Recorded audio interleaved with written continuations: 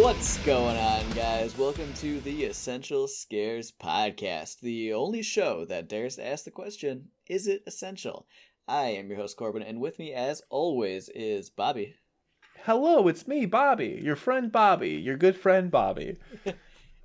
And Alan. Good evening. Short and sweet. We have Nobody likes it when you do that. Yep. I like it. Well, 1 out of 100 is barely anything. It's 1%. Yeah. This is correct. If we have got quite a show for you today, we are going to be kicking off the second year of Essential Scares with a theme centered around new movies that we haven't seen, that we probably skipped along the way, or movies that are actually new releases. So first up, we're going to be discussing X from 2022, not to be confused with the other 2 or 3 movies also simply titled X, which was a surprisingly difficult part of renting this movie for the podcast. Not the greatest SEO. Yeah, not good. But before we get into it, Bobby has a spoiler warning. I do. This will serve as your first one and only spoiler warning for the brand new movie X. If you do not want this movie spoiled for you, please skip to the time code provided in our description for our essential spoiler free discussion. Also known as the show notes for some of these apps. So, either way, you're going to find it there. Insert, I downloaded the wrong X on LimeWire jokes here. Alan? So our movie X tells the story of a simple troupe wanting to record a truly artistic pornographic film in 1979. And they do this by going out onto some farmer's land down in Texas. And as they are there, they end up finding out there is something a bit more heinous going on with the couple that currently lives there. And slowly but surely, they all end up meeting a rather unfortunate fate as the story progresses. And things get very dark, very twisted, and very fucked up quickly once they start going wrong. Bobby? Yeah, I don't think it's nefarious that the gilf wants her granny pussy blown. Have you been sitting on that since you watched this movie? I don't care what they say. I need to open with this. They could say anything. They could say the most objectively correct thing. I'm bringing Gilf out right out the gate. No, like, she just wants to get banged. Like, that's like the whole thing. Okay, sure. No, the way in which she goes about it. Yeah. No, she was fine up until the point until she got rejected 3 times, I want to say. It was like 3 strikes, you're out. Yeah, I guess so. Are you forgetting the dude like that she's got hung up in her cellar before that was they in arrived? The past. That was a different event. Conveniently, for the sake of this joke, Alan, I did. You know what? Well, I will say, the guy, I'm just going to get it out there right away. The guy hanging in the cellar has got to be one of the most disappointing, like, build-up scenes. Yeah, for sure. The movie opens with the cops, like, going to the crime scene, right? The whole movie is a flashback. Mm-hmm. So at the very beginning of the movie, the cops are looking at the crime scene, and you see, like, stuff all over the place, right? The pitchfork, the bloody axe, like, things that if you've seen horror movies before, you're like, oh, these are, going to be murder bad, weapons or something. We're going to see, Mm-hmm. you're kind of getting an eye into what the movie is going to be. And then they go into the basement, and they're like, oh, this is the craziest thing ever. And they look at it, and he's so aghast at what he sees.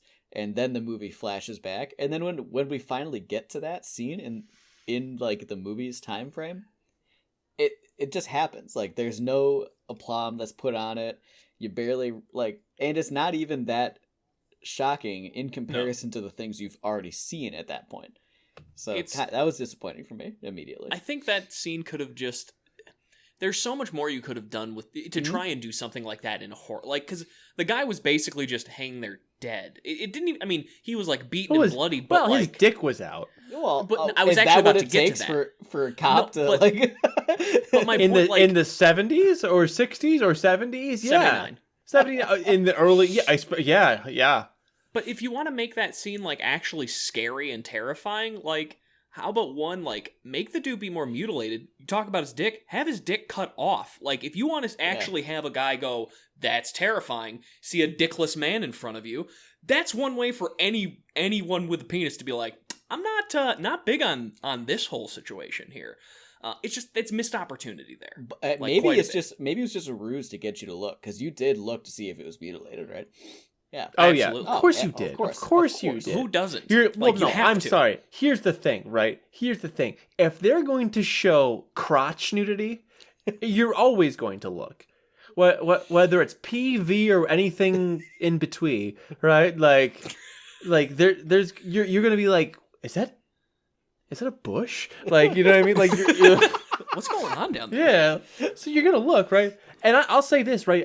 I agree that like it's a shitty reveal, partially because it works both times, but in context of each other. Like, if you look at like both the cop in the beginning and Jenna Ortega is like, really good job of her being like freaked the fuck out by it. Both of those reveals are really, really good, but then you go, but then as the movie, like, you get more and more through the movie, it's like there's worse bodies on the ground right now. It's the most tame thing you see. Yeah, and like they've seen the other bodies by now, so like, how is this the one? You know. Well, okay, so like I'll even walk back from that, right? Because like they even talk about it in the movie that like this could have been, they're kind of trying to like, we'll stage it like it was a break and entry kind of thing. Mm-hmm. And then when they go down to the basement, when they go down to the basement, they realize that some fucked up shit was happening here that wasn't just like a B&E. You know what I mean? So like that actually does, if you want to look at it that way, because this shows like it shows that there's someone was being tortured. It shows that somebody was being like held hostage. Yeah, like I don't know. It like works, I think, actually, now that I've talked myself into it. It works. Talk yourself into like that, yeah. For me, it's like those two scenes are acted exceptionally. But then when we actually see it, like, I'm still with Corbin here. It's just kind of like, in a movie where I've already seen some pretty crazy stuff, that part kind of fell flat for me. By that point, all you've seen is... Have you seen 2 stabbings by that point? We've seen... You saw RJ gets like the really fucked up thing. Okay. Yeah. So wait. So sidebar, that right? scene alone is amazing. Yeah, that was great. Yeah. So let's get to that point real quick. So these guys are so they're making porn. And RJ is the cameraman. He's got his girlfriend Lorraine, the director. The director. Sorry, played by Jenna Ortega. I think her name's Lorraine, right? Something like that. Yes. Something like that. And she's at first not super into it, but they go to this old person's house, and they're like, the old man's like, I don't like you. And the old lady tries to hit on our main character, Mia Goth, whose name is something else. What is her name? We're so bad with character names on the show. I know. Wait, I try to cheating. make an effort, and I'm cheating. I'm cheating. I'm cheating. He's cheating. Where are you? X. Okay. Maxine. Yep. Maxine. So Maxine, who is our main character, goes up to the house and gets very subtly flirted on by the farmer's wife, Pearl. They leave. RJ finds out that Lorraine wants to be in a scene. They do the scene. Let's stop there for one moment. That scene is hilarious. So you've got all these people in porn being like, it's just sex, who cares? And, camera guy's just kind of like nodding along in the background, like, yeah, it's totally fine. And the moment Lorraine's like, I want to do a scene, his that reaction almost felt so close to genuine. Yeah. He just goes, what? Yeah, exactly. Like, it is the flip. It's not real till it's real, there. buddy. Yeah, exactly. Well, yeah, but that genuinely, like, I started laughing at that because it was such a real reaction out of the guy. It was great. Oh yeah, continue. Well, yeah, and because like beforehand, like they are like, it's really interesting because like this movie isn't a tame movie, right? Like, yeah, there is showing the filming of pornography, and while there is no actual like penny that we see in this movie, there is enough nudity for it to be a thing.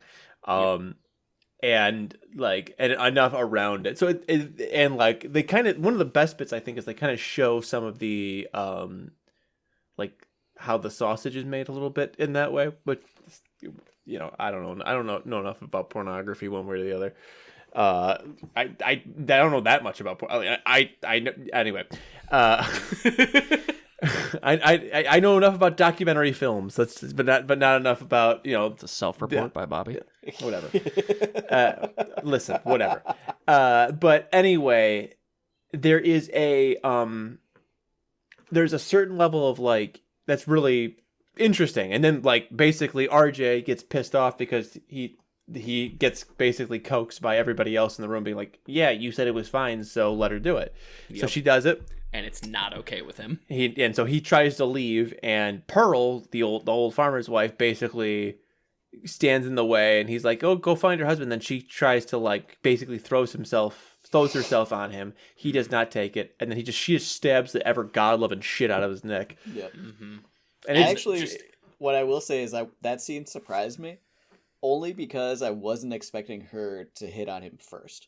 I thought she was just gonna kill him right away. I like when she was you weren't expecting there, the sexual nature of it? Yeah, of their encounter. I didn't think that she was gonna be like, oh, what scorned, now I'll kill you. I thought it was just going straight to a murder. So after she stabbed him the first time and he falls over and everything, yeah. And as she then goes in to mount him, Maggie and I both were like, oh no. Uh-huh. Oh, is this gonna go? We both were like, this is gonna go down that route. And then she just stabbed the living shit out of him, and it was oddly relieving because the other side is even more terrifying in its own way. Like, it was still horrifying, him being stabbed and then like the lights all becoming red and it's like a red out. This movie actually kind of reminds me of Carrie in a few different aspects. One, the red out that you get, and then two, the cinematography in this movie of like bouncing between shots just kind of made me think of really that. Funky with the editing. I really like that though. Like it, just the like trying to do parallels between different stories happening simultaneously and flashing. Like it's no, I like disorienting. It too. I just thought it was funny that they didn't start doing that until after RJ said he was going to do that. Yeah. That's the fun meta. Of it. That's what's funny. Yeah. RJ's the one who says a story can change midway through the movie as the story changes midway through the movie. It's great. Like, oh, that whole sequence worked so well for me of him. RJ, unsung favorite character of the film, who just gets brutally murdered. He's your favorite character. RJ kind of sucks. Yeah, I like terrible. RJ. No, the best character is Kid Cudi. No, I don't think that either. No, he's very funny. No. Best character is Brittany Snow's Bobby Lynn. Yeah, she's fantastic. Yeah, that's fair. She does nothing wrong the entire movie. She's nice until the very end, and then she gets probably the worst death out of all of them. Oh, absolutely. Yeah.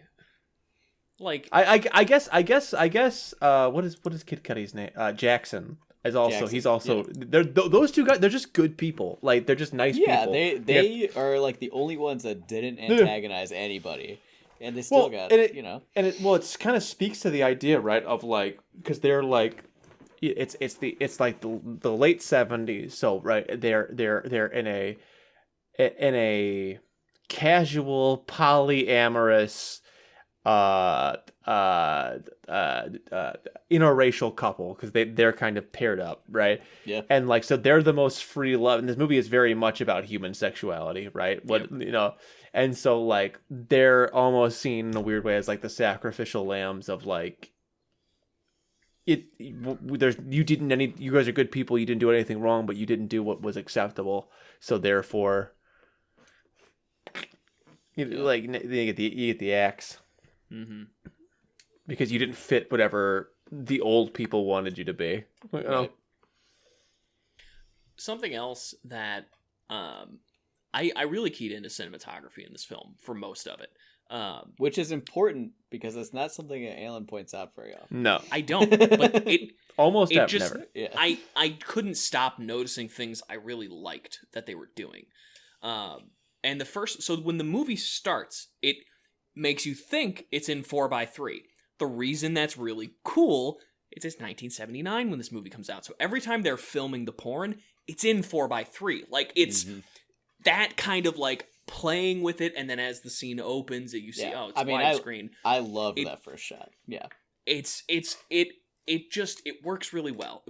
I really like it when movies play into their time period in ways that's interesting. And that is one way to do it very, very well, while also still being like an artsy kind of thing. You know, like it plays well with its parts. How would you have felt if the movie was in 4:3? I think it would have worked. It would have been a little. I think there's a bit of an adjustment period it would take, just because we're so used to our traditional widescreen type films at this point. Mm-hmm. So like, it would probably be a little weird, but I'd want to see it. I think it'd be interesting. I think it would make the filming bits feel weird. Like, I think I couldn't be, because the whole part of this movie is like, yeah, we're filming a porn. Like, so like they yeah. Unless you shot those parts all from like the movie perspective, so instead like you are looking through a lens of like the movie camera, and you see RJ filming like off to the side rather than having the actual film. But then you can't have like the cool shot where she's like, it'll look like his pecker, like it's like, that's fun. That's a fun little bit. Like the movie overall, I'll say this is like, it is very funny. A lot of times it's kind of tongue in cheek. It embraces what it is. Mm-hmm. I think that this movie really has fun with itself. And I like that, because it lets you have fun with it, you know? Yeah. It's, you know, to go back to the idea that like Five Cream mentioned, the idea of like elevated horror, but this movie is really good at it being firmly within that genre, but also not too up its own ass. Because this movie is unquestionably fucked. Like, and it's a slow burn movie that like, once it hits, it goes. Yep. And like, and we'll kind of get into that, I think, in a second. But like, I think up until that point, and even past that point, there's humor that is like, when you think of like the golden age of horror, when you think of like the golden age of like slashers on like the 80s and stuff like that was still present there, where the movie could still be good and the characters are still fleshed out, and it's just, and then, you know, you guys have mentioned the cinematography, which is not my foray, my forte rather, like, it's not my thing I'm the most noticeable about, but like, yeah, it's a very well shot movie. It's an incredibly well shot movie. But yeah, I agree. It's just this movie that's not up its own ass about it, which kind of makes sense when it's a movie like kind of being like, that's part of it, is being like, yeah, part horrors, part like saying something real, and part smut anyway. Yeah. Like we're not so different than porn anyway. Right. Like that's kind of like even part of it. Yeah, like from a genre meta level, like just going for it. Yeah. I think that's a big part of why it worked. But just to go down that path, since you brought it up already, the slow burn, right? The pacing. So this movie is an hour and 40 minutes long, I think. Pretty good length for a slasher. And the first half of it is just a normal movie. It kind of takes a page out of like old school slashers, like Bobby mentioned. Like, there are no kills until there are all the kills. You know, there's nothing. Yeah. Happens in like the last 40, like the first hour of the movie. There's nothing. The first hour, exactly. There's tension, but yeah, right. Which is kind of how it used to be, you know, and that's something that you know, we threw away as the genre progressed. But how did you feel about the transition from one, you know, for the first portion of the movie to the second portion of the movie? So while I was watching the movie within the Discord, which you should join, by the way, it's fun. We talk about things. I said this movie gives me the willies. And I said that when I was still in the regular movie portion, before we have transitioned fully into a horror movie. I think that's why it works for me so well, is there's like this through line of these characters that you're more invested in than I expected to be, given like just what is going on. I was like, okay, you know, a lot of slashers have just total throwaway characters that get murdered, and you don't really care about the camp counselors that die. You kind of actually gave a shit with these characters. Like, they were interesting, more rounded people than your standard horror affair. And I think that really works to make the slower part of the movie work better for me. Plus, it's like the whole, like, the preachers in the background that are just kind of always present. Everything they say is just, like, horrific. And it just has this constant feeling of dread from the very beginning, and then it just keeps going as it then turns into just pure horror. And it works so well for me. I think on that exact topic, like, the one of the things that I would actually mark against this movie is that I think it loses a little bit of that when it transitions genres. I think that the first like hour of the movie is really great at building the characters. It has, like you said, a really great sense of dread and ominous horror sort of overlapping everything, and it feels like it's the kind of horror where you're like, oh, the horror could come from any of a couple of different places. Mm-hmm. And that is always a really great feeling because you're not keyed in yet on like who the villain is going to be. Yeah. And it does a phenomenal job at that. But I think that once it transitions, it telegraphs itself very, very strongly. And I think you actually lose a little bit of the dread factor. And I think it kind of goes a little bit, maybe a little too far for me into like a more typical slasher where it's like, yeah, like, okay, now these people are going to get killed. They're the killers. Everybody's going to die. And then every time right before somebody dies, you're like, you know that they're going to die, how they're going to die, probably. None of the kills are surprising in that way.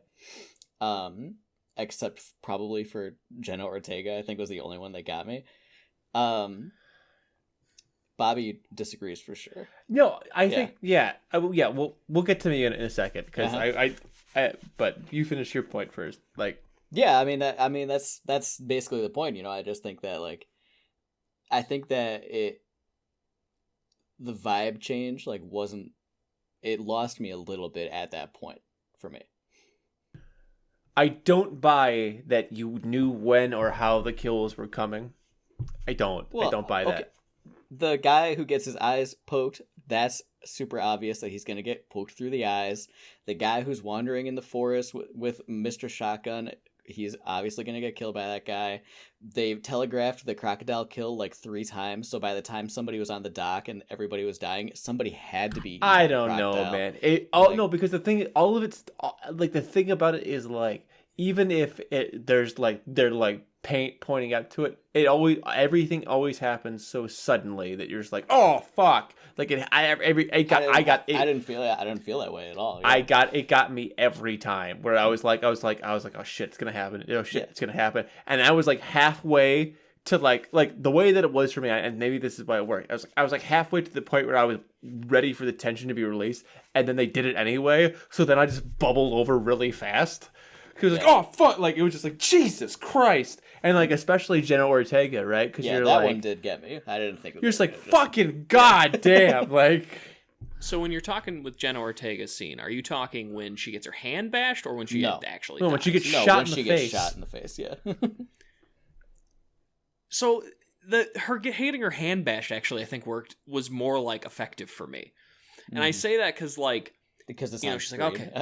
Well, yeah. I mean, you see it, and it genuinely like, kind of made me jump a bit because you see, like, you don't know and it's a good use of a prosthetic because like that hand gets mangled real bad. Like it's pretty gross. That might be when the RJ is definitely the goriest scene in the film. But that's number 2 right there because her hand is just. Oh, well, no, the head smash. No, that's probably the second goriest. Oh, that's so fun. At the very end. It's really good, yeah. Yeah. Yeah. You see it. So let's talk about it, right?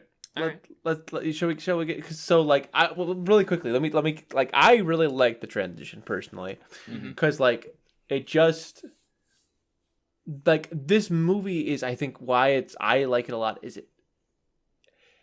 it telegraphs everything, but also a lot of it feels like like you feel like, oh yeah, I could see that happening, but they do it fast enough because this movie is like it's an under 2 hour film, so it's a decent thing, but it's not so long that you're like, oh my god, get to the point already. So like I think I would say that they catch it right before you're starting to expect it every time. That's kind of what I would say.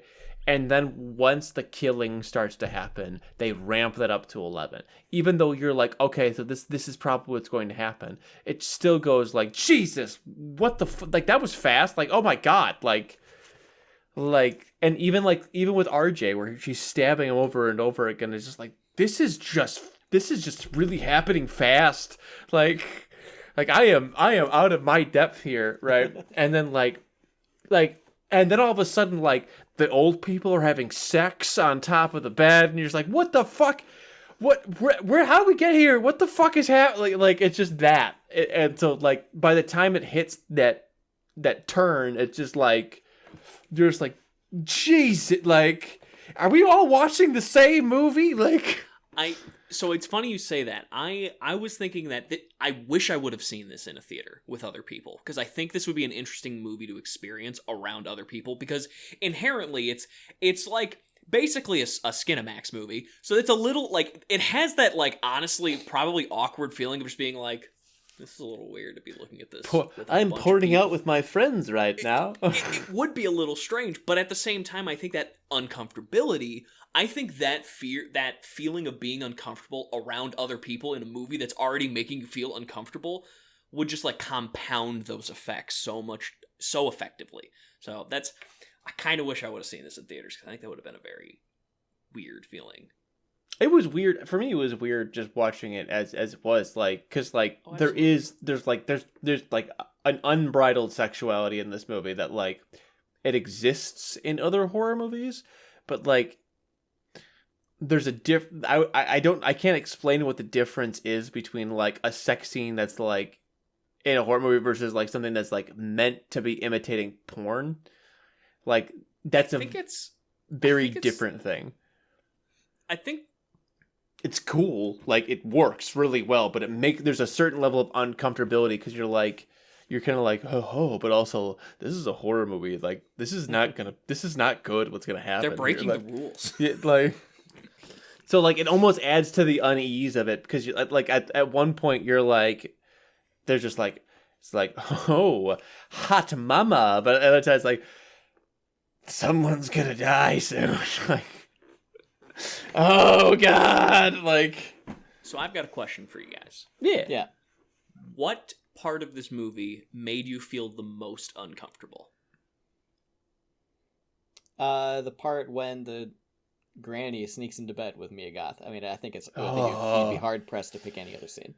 I agree. And I think that scene works despite a lot of the core horror at times kind of being like old people are gross and that's scary. Like a lot of the horror comes from that, and despite that scene works really well, I think, because it's kind of freaky no matter who's in the bed.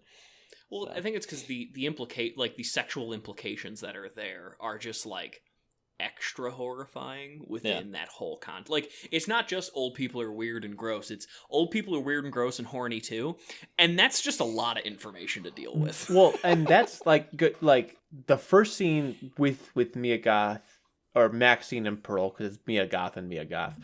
I didn't know that until before the show, and it blew my fucking mind.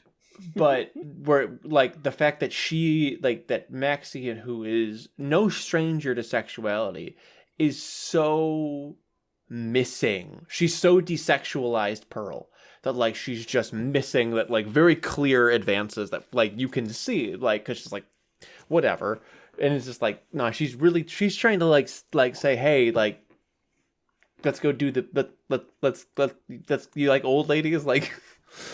I haven't had sex in 30 years, woman. Yeah. Please, God, just bang me out, please. Like, that is so uncomfortable to me. Like, that was just like, I was just like, and it's not because like you feel bad for Pearl. Like, you're just like, man, she just really needs a good lay for just like a second, man. Like, Well, That's then tough. She finally gets one, and then her husband actually has a heart The attack. heart attack. I It's love rough, that. man. It Like, I mean, you know? he had to, right, after all of that. But Yeah. him, I love that, he does survive the sex, but then the first next surprising thing that happens, he just dies instantly. Yeah. Yep. It's like a little bit sad, but a lot funny. And You don't comes feel at the bad perfect for them time. at that point. Like, no, by exactly. It's great. Like, yeah, I don't know. Alan, what was your most uncomfortable bit? Oh, it's absolutely the 100% the grandma in the bed scene. I mean, like, it's just it makes your skin it's so just unsettling. Oh, That's for sure. all. For sure. How do we feel about the ending? Like, from the heart attack on, let's go with there. How do we feel about that? It feels like a solid enough like slasher ending. I don't know. I mean, she wins and then she drives away. It feels like reminiscent a little bit of like a Texas Chainsaw throwback. I Sure. like that they don't pretend that Maxine is a changed person. She takes a hit of coke immediately. Yep. I thought that killing Pearl was the right move because there's no reason to leave this open. No. I don't know. I liked it. I thought it was a good ending. The only thing I don't know that I liked I wouldn't say I didn't like it, but like the twist reveal. Which twist? Of Maxine being the preacher's daughter. Oh, that like had no impact at all on me, honestly. I saw it and I was like, was that supposed to be like yeah, I guess it probably was supposed to land like a big reveal. I don't know. I don't like, think whatever. it was meant to. I don't think it was meant to land. I think Yeah. it was just like a thing, like because it's like you talk about it like because like you hate this guy, everything that he is saying, and you don't necessarily. I don't even think you necessarily like Maxine, like in this movie, because I don't know She's if just I the did. main character, yeah. Yeah, she like, which is fine. You don't have to like a main character, like that's like, but like, because she's very like. There's a weird like I deserve this kind of life that type of thing has always kind of bothered me. Mm-hmm. Mhm. There's that like a level of entitlement has always kind of bothered me with people. But like, you end up liking Maxine more. She's like, oh yeah, no wonder she left to like, because like this dude sucks. Like, I don't know that like it's as much entitlement for her, but is like the most like the most she can do to break away from that like obvious religious pressure she was on her whole life. Like I didn't read that so much as like I deserve the best life possible because I deserve it, but more so like I deserve better than what you told me the world was. Maybe does that make sense? Like I don't know. It to me it didn't really feel like she was entitled so much as she was just trying to break away from that repressive. I don't know, religious man. life She was says put like a her. couple of times where she's like, I have expensive tastes. I was So, gonna like, say she tells you that she's entitled like Yeah. a couple of times, and then I mean, almost every time she looks in a mirror, she says like, only accept the life that you deserve or yeah, whatever. I'm gonna be a fucking star. Like, Yeah. like she thought that she deserved something out of life, Mhm. and I think I that just didn't- I just didn't some read of all it that that way. traced back to her dad. Yeah, probably right, but that's just how. I get how Yeah. you guys read that. Like that, Yeah. I can square the logic. It just I didn't. At no point did I necessarily think that. well, no, and there's parallels with Pearl as well, right? Because like Sure. Pearl, the whole thing is like they're supposed to be two different people, like same person. Because like until the very end, Pearl is hyper entitled. Pearl's asking Maxine to help her up after she tried to shoot her, and then there's this like, if you're gonna leave me, you're an evil whore. You're an evil whore, and thinks she's gonna be fine. Until Maxine runs her over with the back of the car. Like that's another incredibly uncomfortable moment where she's yelling at her until like right before, and then she starts screaming in terror that she knows that she's about to get her head fucking crushed. Like she was still yelling while the truck was being backed up. That's so scary that she thought that she was still gonna come out of this on the other end somehow. Like There's just like I mean, and for sure. You're supposed to see her, Yeah. Maxine in Pearl for sure. So because they're kind of the same character because they're played by the same person. But right, Blew me away. why does that blow you away? No, like having an actor play two characters and then have like meaning behind that. Cool, get it. I just straight up had no idea that was the case. I couldn't tell throughout the film. They shroud them in darkness like the entire time. The one thing I noticed from the very beginning when I saw Maxine, I was like, huh, eyeshadow, no eyeliner. Interesting. It's just a weird but good makeup decision. It was really weird and cool. I don't know, it worked for me. I can see that. Yeah. Yeah. I think that's also just part of how she just like she does her thing. Yeah. Mia Goth. Mm-hmm. But yeah, I mean, she was copying her because Mia Goth was the what's that? Because she was like the sex symbol. Yeah. So yeah, she did the same. But hey, we were gonna rate this bad boy. Shockingly, I'm ready. Okay. It's good. It's good. Yeah. Can you walk me through how this process works? Because I always forget every week. You know, it's interesting. We've been doing this for 51 weeks. If you don't get your act together, we're gonna have to have a talk with HR. But we rate this movies 0 to 5 with half points allowed. So a 3.5, fantastic. 0.25, no. Just no.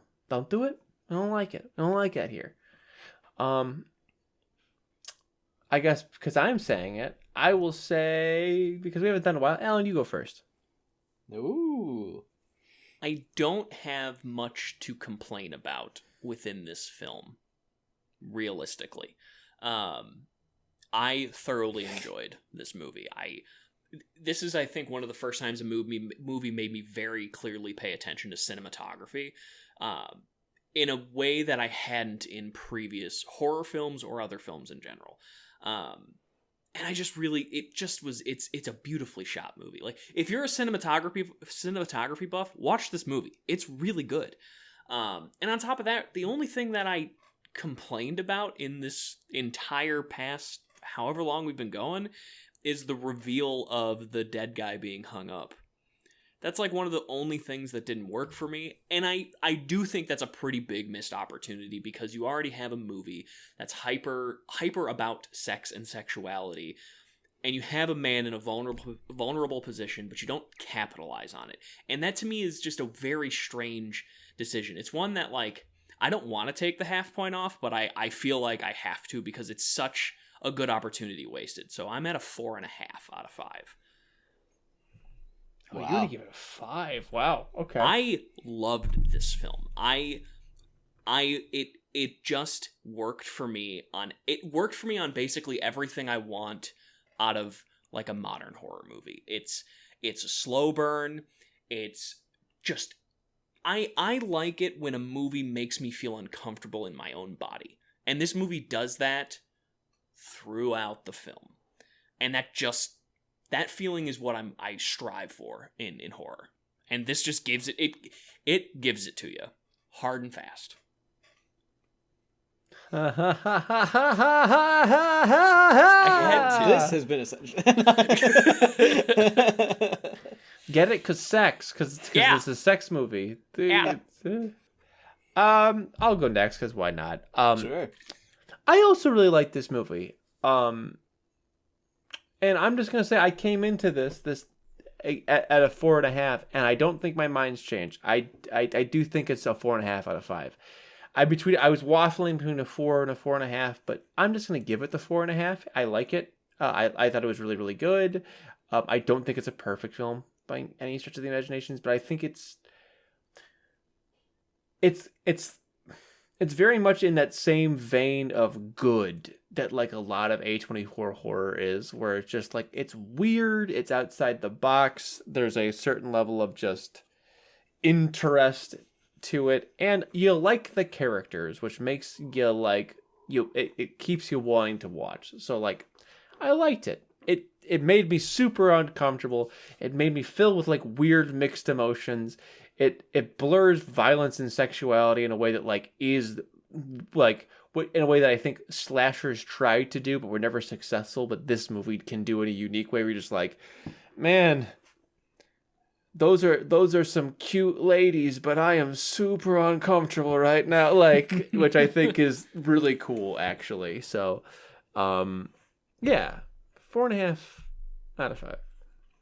Okay. So I also liked the movie. I think we all liked it, right? Yeah. I think that from a technical perspective, this movie is really well done. We've mentioned the cinematography a few times. It's also really well acted, better than I was expecting going in for sure. Well directed. A24 produced horror is kind of great almost always. It's like I its don't own know. subgenre at this point. I mean, I kind of feel like they're leading the charge on like the current, The current meta. Yeah, I mean, yeah, right. No, I agree with that actually. 100%. That said, this I definitely didn't get quite the same like heebie-jeebies as you guys did. I think that it did a good job with the dread, but I didn't feel it all the way.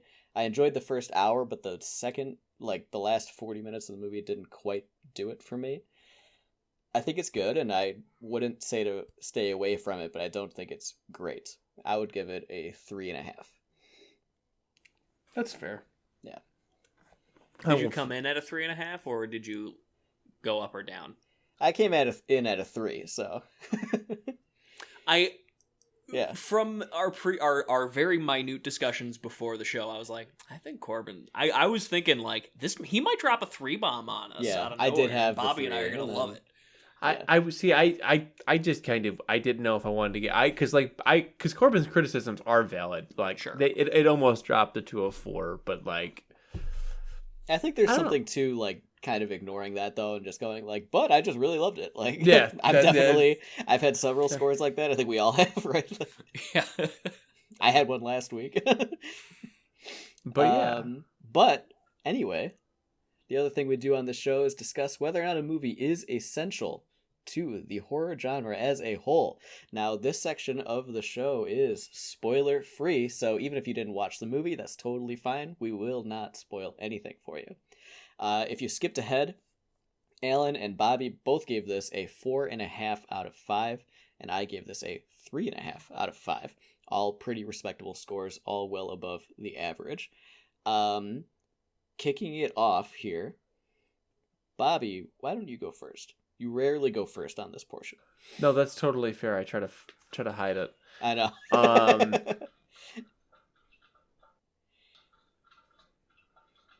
I'm considering it, but the answer I keeps flying back in my head over and over and over again is, while I really liked this movie a lot, this movie I think will be largely forgotten.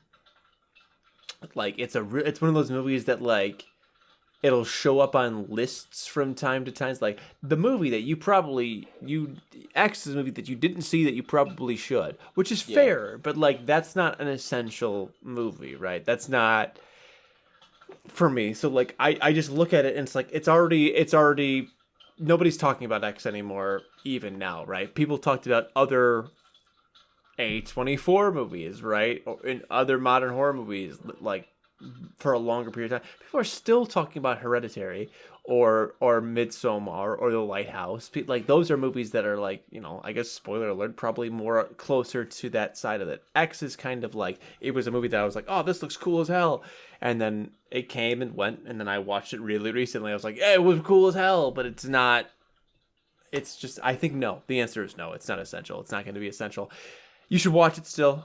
I said it. I gave it a 4.5 out of 5. I stand by that. It's a really fun movie. But I just don't when we talk about especially stuff like this, like we kind of have to make a shot in the dark. And this movie just did not catch fire like it could have. Mm-hmm. Does it deserve to be essential? Yeah, I just don't think it will be. Yeah. Yeah, so I enjoyed the movie as well. I mean, I gave it the lowest score, but I still think that you should watch it. I think it deserves the watch. I really do enjoy this director's work. We've talked about it on previous episodes. His other movie, I think maybe his first movie actually, The House of the Devil, is one of my favorite horror movies of the late 2000s. It was actually the reason me and Corbin decided to do the horror podcast. So yeah. So he he'll always hold a special place in my heart. For sure. But I watched this movie with my wife, and right after it, we just had a quick discussion on whether or not it was essential. And, I kind of landed like, again, Bobby, you mentioned it, we kind of have to predict, when we're watching a movie that's new. And I just don't see this movie holding a lot of influence over the genre going forward.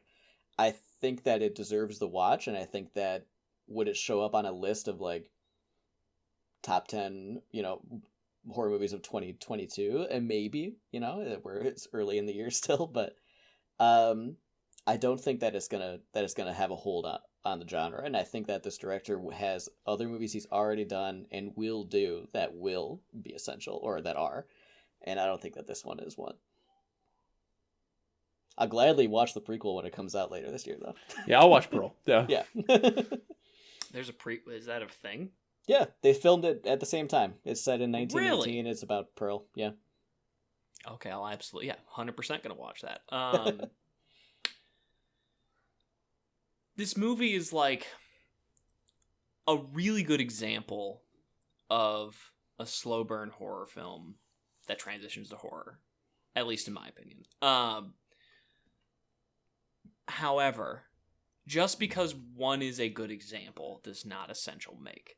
I think one aspect is because of the other films that this movie needs to stand next to within its own production company, in a way hinders it to some degree. Whether we want to admit it or not, if we live in a world without Hereditary and Midsommar, we're probably having a bit of a different discussion about this film, because we don't have those other touchstones to go, this is another example of a modern horror movie showing what you need to do to transcend.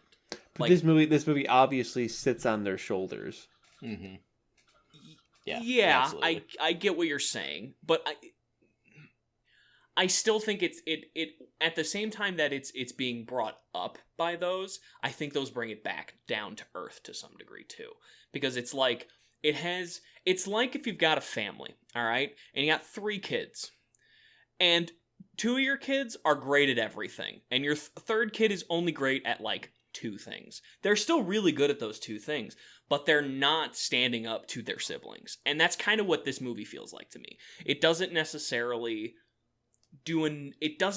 stand on its own because its peers are so damn good, which is sad to some degree. I don't like that I'm holding that against this movie, but I feel like when talking about essentiality in horror, you kind of have to have those discussions of like, do you realistically stand up with your peers? And if you can't, sorry, you're a great movie. You should go watch it because it's very good, and I loved this film. But that doesn't necessarily mean it's essential to the genre writ large. That one there you hurt. go. It's 3 no's. Decidedly no. Yeah. I didn't want to have that, but here we are. Hey, speaking of unessential human beings, per Alan, what are you guys up to? Where can we find you? Well, first unessential human being, Alan Gonski here. You can find me anywhere at A Seal Punter. It's up here. You could have tweeted at me. Why didn't you? Yeah. What the hell? What should they tweet at you about? Anything. Disc golf, Dark Souls, whatever. How I'm interested in. You didn't give X an essential score, and how dare you? That's fair. Yeah. Come at me. I don't care. You can tweet. You can tweet it at me. I won't pay attention. I'm not on Twitter enough. That's fair. Recently, I can't stop playing From Software games. I bought both Dark Souls Remastered and Dark Souls 2, so I've been playing a bit of Dark Souls 2, Bobby's favorite game. Best game. And it's been great. I forgot how much I enjoyed Dark Souls 2 until I played it again. I'm like, oh yeah, this game is really good. Make no mistake, adaptability is trash, okay? Adaptability is garbage and is not something that should be in the video game, period. I'm sorry, I just can't hear you over being objectively right all the time, I just can't hear you. It's I refuse. There are no good arguments for adaptability in a Souls game. The only other thing going on in my life, match play tournament starts up this week. Playing my first match tomorrow. Will I get eliminated in the first round like I did last week? Well, I'll let you guys know next week on the podcast if I'm still in it. Is this for Frolf? Yes. It's match play, so every hole is its own little match. You don't need to beat the course, you just need to beat the score of the person you're playing with. The first one to win 10 holes wins. Cool. So, yeah, How I'll let feeling? you know. My game's in a pretty good spot right now. I've been throwing really well. My putting feels better. Like, I've had a good couple of weeks of play, so I'm feeling pretty spicy. I'm ready to. It also stung so bad. So last year when I was playing in this tournament, I played against this guy. Played awful, and he beat me, and it made me so mad. The next week at League, I beat him by 7 strokes on the same course with the same. Win when it counts. You're right. The pressure mounted, and I didn't live up. You're a choke. You're a choke artist. You know. You're correct. You're weak Again. Yeah. You're what's weak. going on? Speaking of being weak, Bobby, where can people find you? Why would you say that after that? Because it was Why there. why would you say that? I don't understand. I'm the strong guy here. Look at me bang. But you can find me at twitch.tv/theredweenie. I stream there. I sometimes. We'll see what happens. I've been told by fans that I should stream more frequently, and I'm working on it. It'll happen. I promise it'll happen. I swear to God it'll happen. When? You'll find out when it does. That's what makes it easy making those promises. Yeah. You As long as never know. if I don't put a date on it, I can't be lying. But yeah, what have I been up to? Jesus. I don't know. I guess not much of anything. I played some Vampire the Masquerade Blood Hunt. That's the I've talked about that a little bit. It's a pretty fun battle royale game where you get to be a spooky Morbius vampire. It's Morbin time. Yeah. I'm pretty sure it's based off of the Morbius movies. You know, not the long-lasting Vampire the Masquerade property. No, I think it's a Morbius game. Yeah, Vampire the Morbiade. Yeah, exactly. Yeah. But other than that, Oh, yeah. other than that, I don't know. I guess I've just been really busy. I guess this is a small thing. I got to taste Booker's, which is like a really special bourbon. So that was something that I know we've all talked about privately on the podcast. That like was super exciting. I was at a date with my wife, producer Mallory, and they had it, and us three as a group, we go, hey, if you have it, give us some. And I was fully expecting to be like, we don't have it, and they had it, and it's really, really good. It lives up to the hype. So there's that. But yeah, that's pretty much it with me. I don't know. I've been really busy with life stuff, so like fun has not really been in my forefront. There you go. Well, yeah. Hey. How about you, Corbin? Me. You can find me anywhere at Corbangerang. I have been spending my time kind of doing the usual. I'm reading through Middle Earth. I am working on Warhammer stuff every single day. Alan looks like he has a Where are you question in the Middle immediately. Earth saga? I'm just Where you about at? done with Fellowship. I kind of have been taking my time with it because I've read like 3 other books over the course of reading Fellowship. But I'm right at the end, books. so yeah, exactly. The next 2 should go by a little bit faster because I'm like in it now. I'm doing the audiobooks that are narrated by Andy Serkis. I've mentioned it in the past, but they are really, really, really good. He did The Hobbit and all 3 Lord of the Rings books. So if you're interested in those, I highly recommend it. And then also, I've been trying to get back into gaming a little bit. And yesterday, I started playing Lego The Hobbit, and it's super dope. I love Lego games. I'm in like a Lord of the Rings kick right now, so I just decided to go for it. Trying to play some stuff that I've just had sitting in my backlog for, years literally. So, working on that now, and it has been a great time. Did you ever play Middle Earth: Shadow of Mordor? Yeah. Okay. I just wasn't sure if you ever got around to playing that. Well, I didn't play Shadow of War, though. Shadow Right. of Mordor. I did, yeah. I did play the first one though, and I really loved it. In fact, if you're a long time listener, on our previous podcast, we did a Game of the Generation episode, and Shadow of Mordor was my game. So, Oh yeah, that was so weird. yeah. Look, man, that the Nemesis system is, oh my god, it's so good. I It's great. cheated. I picked Yeah. D&D 5th edition. That is true. He did cheat. Yeah. That's a dumb pick. He's like, It's well, not. it came out in the same time frame, which was objectively correct, but it was All still a the weird time, pick. baby, all the time. Oh man. Anyway, you can also find the podcast anywhere at Essential Scares. We're active on Twitter, Instagram, and Facebook, and we would love to chat. On all of our socials, we have a link to our Discord, where we are all active on every single day, talking about movies, music, video games, whatever.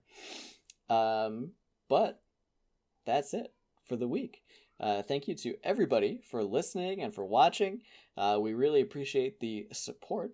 Next week, we're going to be continuing our search through some recent movies that we may have missed. But this one, we're hitting right as it's new, and we're watching Crimes of the Future, which is probably going to be really cool. So I'm really excited about it. I have a lot of high hopes. Yeah, thank you to Alan and Bobby for being on the show with me. I've been your host, Corbin, and this has been Essential Scares. Play that sexy, funky breakdown, baby.